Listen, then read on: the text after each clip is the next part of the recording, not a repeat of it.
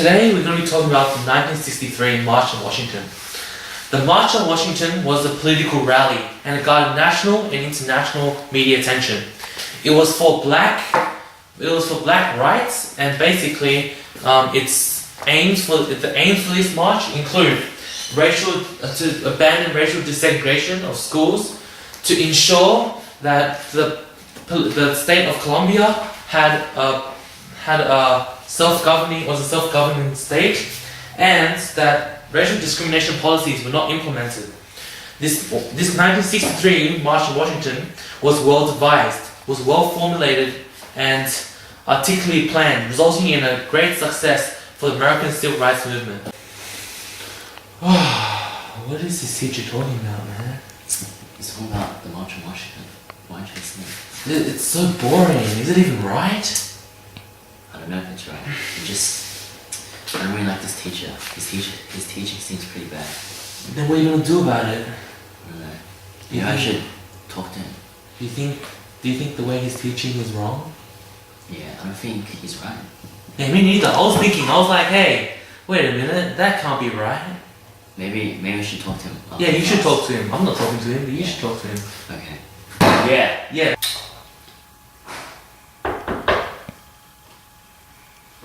Come in. Hey sir, do you have a minute? Yeah, sure, mate. Sit here. Okay. So, mate, what do you need help with? So today I've come here to talk to you about your lesson. I believe that your opinion is flawed and that your teaching ability totally sucks. How is my teaching flawed? Well, according to Martin Luther King's son, Martin Luther King III, he claimed that his father did not have an exclusionary plan. This signifies that the marches were very unorganized and contradicts your reasoning that it was a detailed planned march. This is supported through the beliefs of Black Power parties and Black nationalist Malcolm X, who claimed in his speech that the march was a circus and a picnic. He also said that the Civil Rights March leaders diluted the original purpose of the march, which was to show the anger and strength of black people. This is done by allowing the white participation in the marches. The civil rights demonstrations had such a profound impact on international audience that it moved President John F. Kennedy to send to Congress a civil rights bill on the 19th of June 1963. The proposed legislation offered federal protection to African Americans seeking to vote, to shop, to eat out, to be educated on equal terms. Does this not clearly define the incredible influence of the march, resulting in so many supporters? Ironically, your statement is flawed. Kennedy originally discouraged the march. He believed that the legislative vote would have voted against the civil rights movement because of the perceived threat of violence that may erupt in the Washington marches. In fact, he also tried to persuade the march leaders that the Civil Rights Act would have passed if there weren't large numbers of black protesters on the street, which would have frightened the white population. Despite this, the leaders of the SNCC and the CRRE, two major black parties, supported the 1963 March on Washington, which played a major role in uniting the black parties to fight for a common cause, whilst displaying the large numbers that supported the march for the core ideas of freedom and equality. The march may have been supported by these major groups, but there were many smaller groups, such as the white supremacist group, the Ku Klux Klan.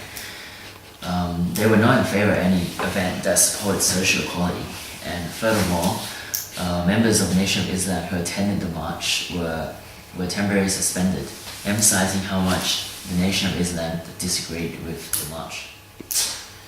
However, they only represent the minority. The flawed ideologies they accepted is affected upon their foolish actions to prevent social equality. Is that not true? But sir, what about the speech? The I Had a Dream speech is often emphasized and hailed as a masterpiece of rhetoric, captivating the audience during that period of time. Now, this shows Dr. King's exemplary skills, but also its impact on its audience. This speech was so significant that it was added to the United States National Recording Registry and was also memorialized by the National Park Service. Thus, the speech is a significant part of the entire march and as a whole on the American Civil Rights Movement. The speech was a major turning point.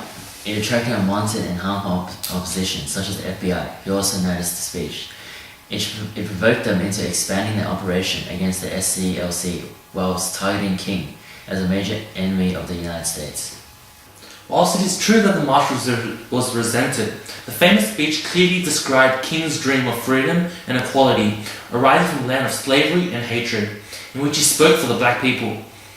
It was through this speech that captivated the hearts of millions during the 1963 March on Washington, and this speech thus became a defining moment in the American Civil Rights Movement. Though this is true in King's powerful speech, Agent William Sullivan from the FBI, head of the SLLC operation, wrote a memo stressing the rapidly growing influence of King over the Negroes. He stated that King is the most dangerous Negro of the future in this nation from the standpoint of communism, the Negroes, and national security, thus showing the large resisting force to the 1963 March on Washington. Okay, it did bring opposition and awareness of the potential danger of the movement, but there were many praises towards Dr. King and his participation in the movement. One of such is James Reeston, writing from the New York Times, saying that King was a symbol of Lincoln and Gandhi and the ideas of the Bible. Other newspaper articles, such as the Los Angeles Times and Boston Globe, also support Reston's views as the supreme orator of the speech, which is so articulately presented, which also resulted in the Time magazine naming King the Man of the Year in 1963. Well, Martin Luther King also won the Nobel Peace Prize, as you'll know, the youngest man to do so in 1964. Is this not enough evidence to show that the speech has a profound impact on the image and movement of the American civil rights? MLK didn't deserve all the credit. There is concrete evidence to show that he plagiarized, and this reflects his flaws in rhetorical skills. This, perhaps, is also a sound reflection on the 1963 March on Washington. I believe that this march and speech was clearly flawed and didn't have much influence on the treatment of the black citizens of America. Though it can be true that MLK did plagiarize, he did take from other texts, however, this movement wouldn't be so successful without his efforts in the 1963 March. There are many positive outcomes in the aftermath of the Washington March. The major impact was not only for international recognition of the black rights, but also inspiring the Voting Rights Act in 1965 and the Civil Rights Act, which was passed a year later in 1964. Both these acts were an important starting point in recognizing black civil rights on an international scale. Despite this, the 1963 March did not speed up the Civil Rights Act, which is reinforced by being passed up a whole year later in 1964. Additionally, King's non-violence stance was ineffective as violence was still occurring between the blacks and the whites. Showing 3 weeks after the march, a bomb was placed by white supremacists in the 16th Street Baptist Church in Birmingham, killing 4 young girls. Yes, despite its ongoing violence, which is naturally uncontrollable, its impact on the nation and how it changed perceptions during the turbulent times of the civil rights movement is still unmistakable.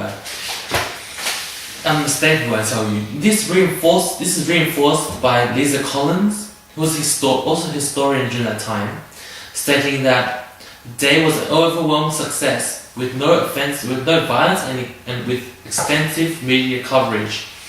Though it didn't have an immediate impact on the Congress, like as you have said, and violence was still prevalent, it affected in some ways just about anyone who participated or watched the march. Therefore, the impacts that were implemented were overall quite positive and quite successful. Do you have anything else to say, Bobby? Yes, I do. Well, sorry, I have to go now. I don't have enough time for your childish games. So please, excuse me.